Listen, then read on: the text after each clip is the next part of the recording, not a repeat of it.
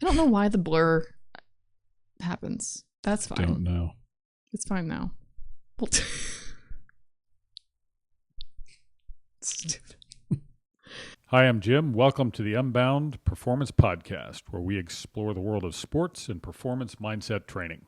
And I'm Caroline. Each week we talk about the strategies, habits, and mental framework that help us to excel. Let's get into today's episode.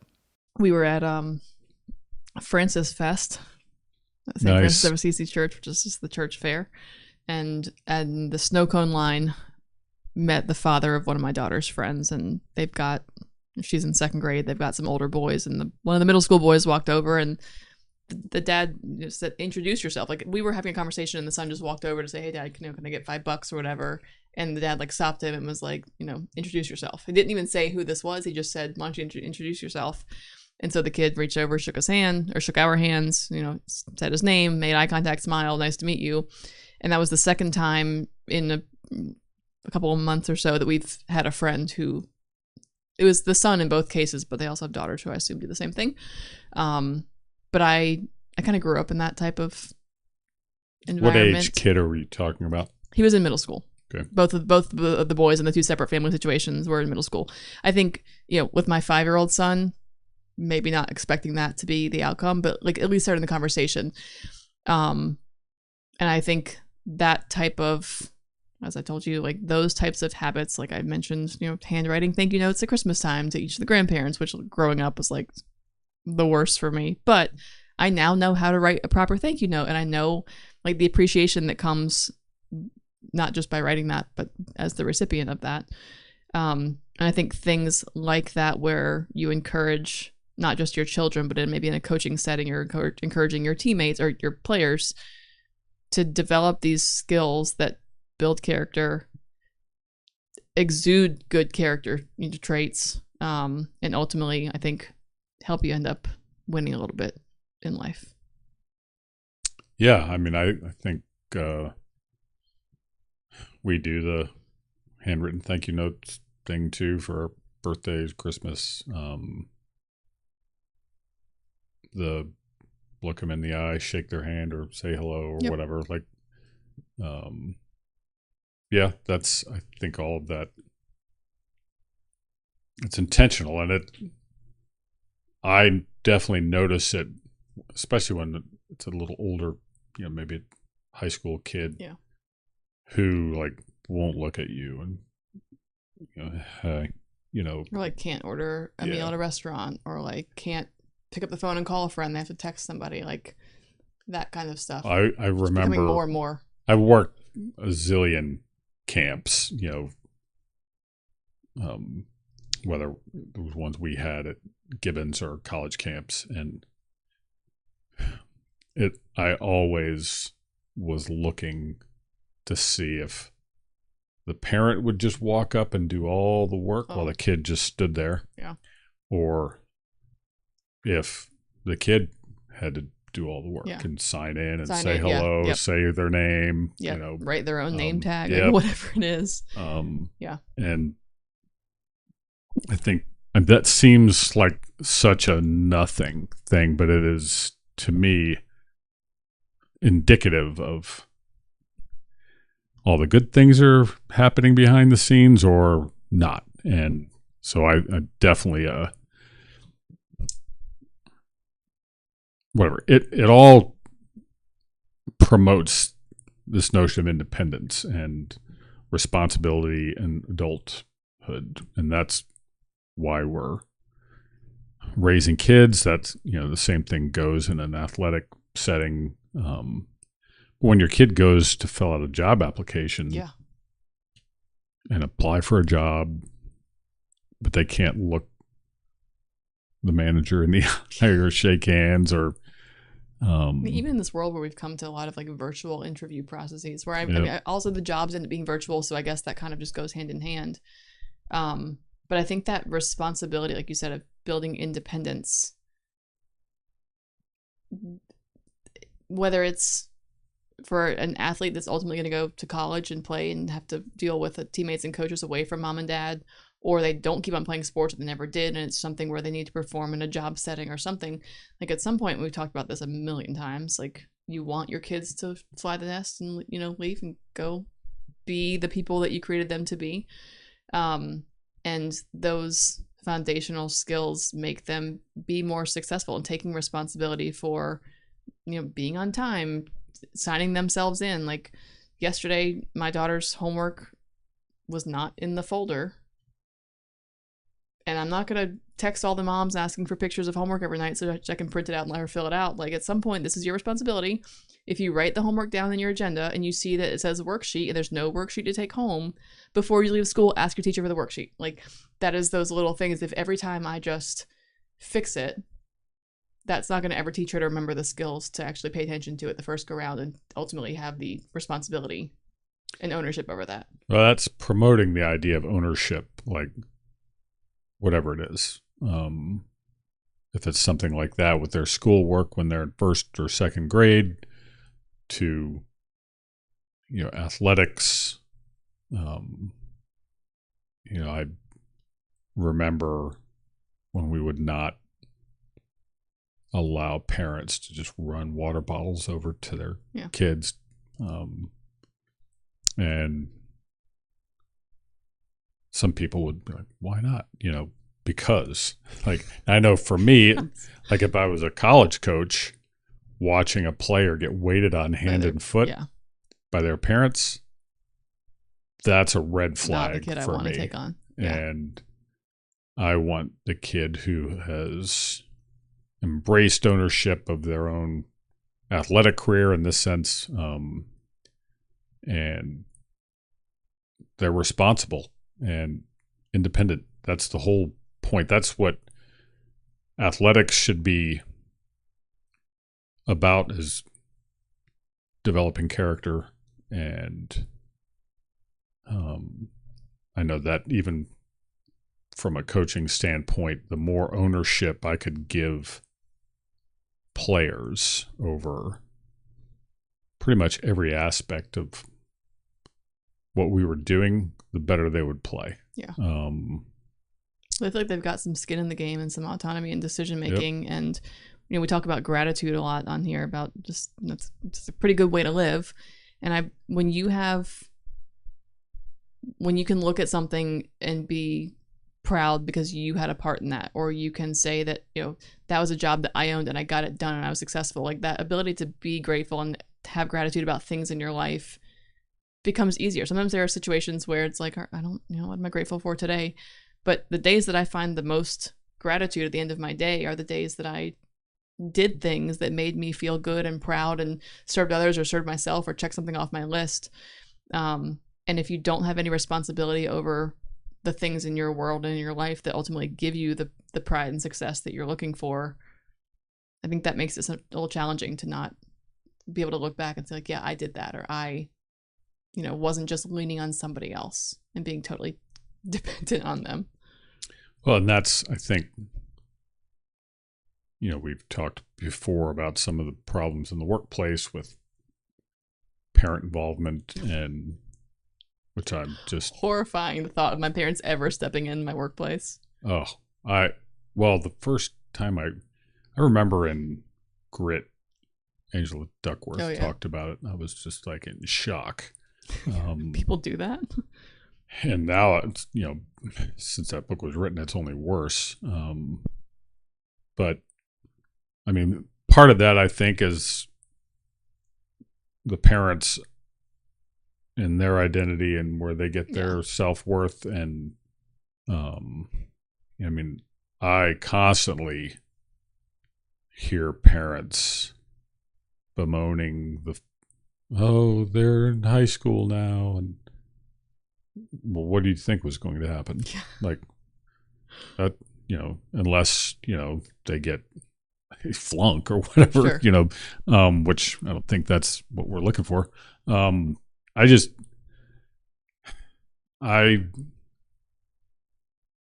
was never like that as a parent. Like, I'm excited about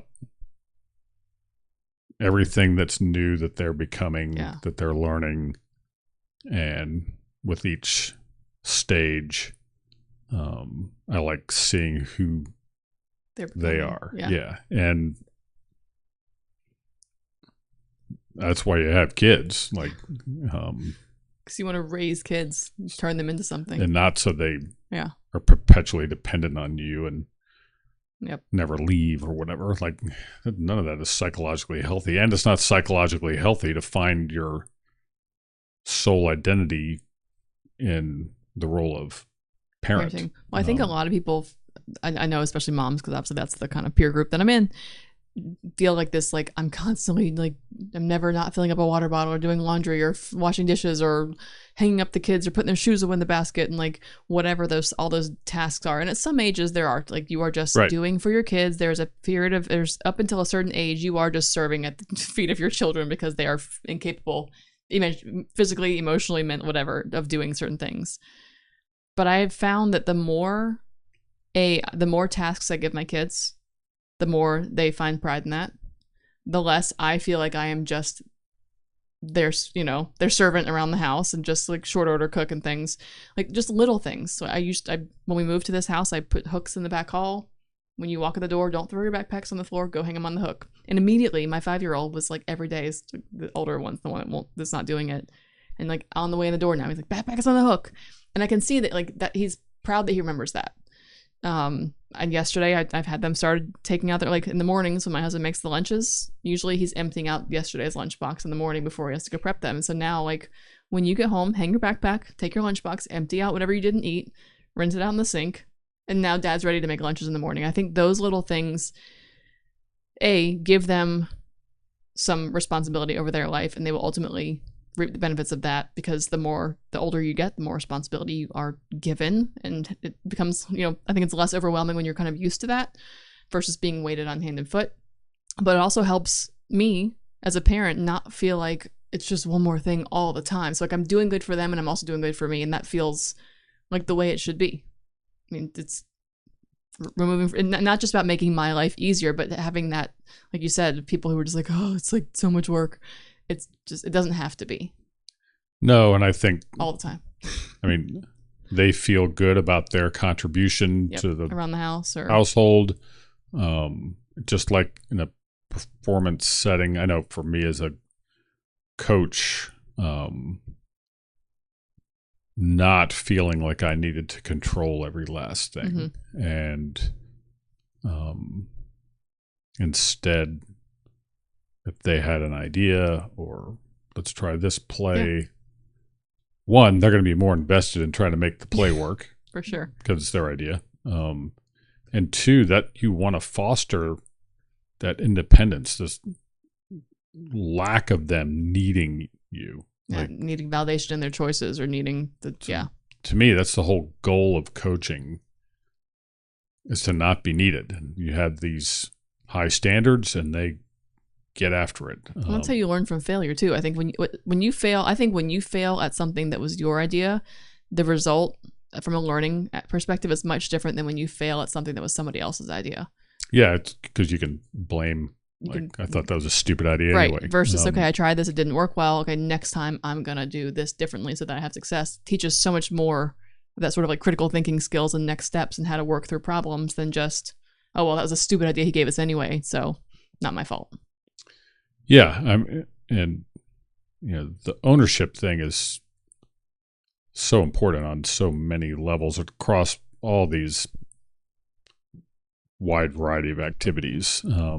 Whether it's your academic life or work life, athletic life, whatever it is, the more you are taking ownership, the more you're going to be solution-oriented and very much interested in finding a way instead of throwing your hands up. I didn't want to do that anyway. It's a dumb idea. And I mean, that works in the workplace. The more you can empower people to develop ideas and run with them, the better. I think for sure it works in athletics. It works in when you raise, I always call them like a figure outer. Right, yeah. Like figure outers succeed in work. They succeed in life. They succeed in relationships. They succeed in organizing their lives when things change and get crazy. And I think when you have that, like, I didn't realize it's not a word, but like figure outer mindset of like, okay, here's the situation. I'm going to figure this out. Not only do you own it 100% because I can find a way and get through this, but it gives you so much more of a skill to work through things, to feel way more proud on the back end when you solved that problem. And also just to not have those constant mindset fluctuations of like, oh crap, not this again. Like, yeah, you had that for a moment and then, okay, but I'm going to figure it out. And I think that's the type of children we want to raise, athletes we want to coach, ultimately people we want to send off into the world, because those people, I think, facilitate just a more productive world. Well, I know it wasn't too long ago, Rourke Denver, in his little podcast he has, his episodes are quite brief generally. So you didn't mean like his little podcast, you meant like right, his short. No, he's gold. He's former Navy SEAL commander. He's awesome. Highly recommend his book, Damn Few. But he talked about, like, if you want to create real value wherever you are, work, whatever, be the person whose response is always, I'll figure it out. I'll figure it out. Yep. And I love that clip, and I follow him on all social media platforms. But that's, that's inspiring. It makes you want to like dig in right next to him and help and support and do it yourself too. Yeah. So that's where then it becomes who are we surrounding ourselves with? The more people we can surround ourselves with who are figure-it-outers and who embrace and own whatever the outcomes are and just keep going, instead of like making excuses. I know my kids, they both really are not impressed when one of their pals or teammates or whatever is making excuses. Like, nope. It's enough of that. And the excuse making is just a painful, terrible thing to let happen. But all of it goes along with body language and look, I get it. You make a mistake, you fail on some level, you're going to be angry, you're not going to like it, but your default mode can't be just hang your head, give up, blame, make excuses. Instead, your default mode needs to be like turn it right around and attack and go and find an answer. And those are, like, even when I watch kids play, those are kids I just love watching them play. I mean, there's one of my daughter's teammates, I won't say her name, but she's like that. I don't care what sport she's playing. She's just going. Yeah. And doesn't mean she plays perfectly. Who does? No one. But I never doubt when that kid comes in the game, she's going to bring it. Yeah. And with the same rough, tough vibe. So that's just like, if I was picking teams, I'd pick that kid. Yeah. I think it's a great point to mention that from a sports perspective is, like, when I started playing volleyball, at first in 8th grade, sure, I was the tallest. I was probably one of the strongest. But as I got older and more skilled athletes were around me, I wasn't the tallest. I didn't jump the highest. I didn't hit the hardest. But I loved the game and wanted to play. So, like, figuring out how I can make myself successful and fit in a team where I'm actually playing on the court. And I think for me, accepting early on that I wasn't 6'4", I didn't touch 10 feet, all whatever the things were that were limiting me from being that person, are what helped me quickly be like, all right, if I can't do what she can do, what can I do to still be in this game and love this game and be successful and, be on the court if that's what I want it to be. And I think the sooner you can identify things like that like might be limiters for you that are maybe out of your control, it helps you quickly find the things that are in your control and find the success on a different route. Yeah. I remember coaching, it was a club volleyball team, and a guy I coached with, Mike Frank. We had a blast, and these kids were really tough, but they weren't like freak shows. Like our outside hitters were probably your height. They were tough kids, and I remember we were in this big tournament, and the team we were getting ready to play was a physically freakish, just in the best sense, just pounding the ball. And so a lot of teams would watch them warm up and immediately like, well, our goose is cooked, but these kids did not ever do that. That's just not how they were. And we certainly weren't like that as coaches. And we were always trying to promote this idea. Look, there's a way. You can find a way to win. And I know for us, we had,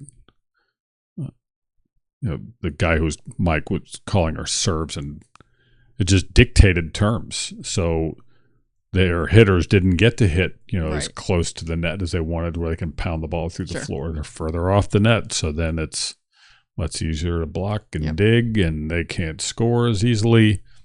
And we won. And I think everyone watching was like, well, I'll be darned. Yeah. How'd they do that?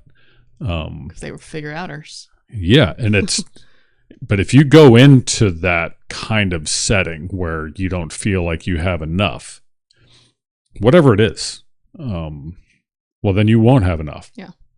But instead, if you just find a way, like, all right, let's see what we can do here. Right. What can we exploit?